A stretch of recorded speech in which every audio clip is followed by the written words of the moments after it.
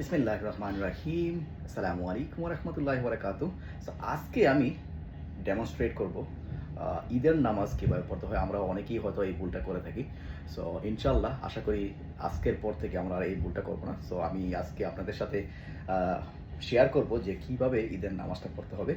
So প্রথমেই বলে রাখি, ঈদের নামাজে এক্সট্রা ৬ তাকবীর অথবা ১২ তাকবীরের সহিত নামাজ পড়তে পারবেন। দুইভাবে পড়লেই হবে।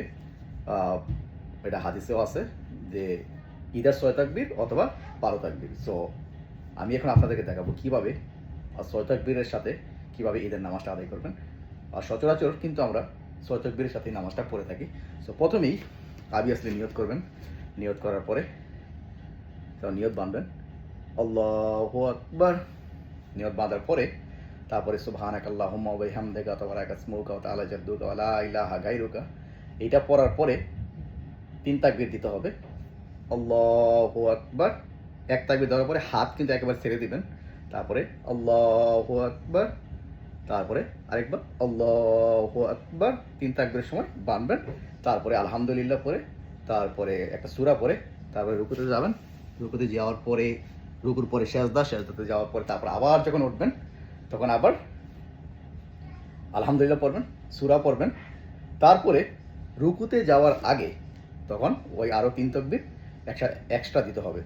আল্লাহু আকবার, আল্লাহু আকবার, আল্লাহু আকবার। ৩ তাকবীর সহিত তখন নিয়তে বাঁধতে হবে। তারপরে আল্লাহু আকবার বলে রুকুতে যাবেন, সেজদাতে যাবেন, তারপর আতাহিয়াত পড়বেন। এইভাবে ৬ তাকবীরের সাথে নামাজটা আপনি ঈদের নামাজটা শেষ করতে পারবেন। এই ঈদের নামাজ এবং জানাজার নামাজের মধ্যে আমরা একটা ভুল আমরা একেবারে সচরাচর করে থাকি। সেই ভুলটা হচ্ছে, ঈদের নামাজের সময় আমরা যখন তাকবীর দেবো, তাকবীর যখন দেখব তখন আমাদেরকে হাত ছেড়ে দিতে হবে। আল্লাহু আকবার, আল্লাহু আকবার, এভাবে হাত ছেড়ে দিতে হবে। আর যখন আমরা জানাজার নামাজ পড়বো তখন হাত বাঁধা থাকবে, শুধু তাকবীর দেবো আল্লাহু আকবার, আল্লাহু আকবার। যখন আমরা সালাম ফেরাবো তখন জানাজার নামাজে হাত ছাড়বো। আসসালামু আলাইকুম ওয়া রাহমাতুল্লাহ, আসসালামু আলাইকুম ওয়া রাহমাতুল্লাহ। এভাবে আমরা আশা করি এই ভুলটা আর কখনোই করবো না। ইনশাল্লাহ আমরা সহি শুদ্ধভাবে নামাজ পড়তে পারবো। সো ভালো থাকবেন, সুস্থ থাকবেন। ভিডিও যদি আপনাদের ভালো লাগে থাকে এবং আপনাদের একটু হলেও উপকারে আসে তাহলে আপনার ভিডিওটা বেশি বেশি করে শেয়ার করে দেবেন এবং আমার পেজটা ফলো করে আমার সাথে থাকবেন।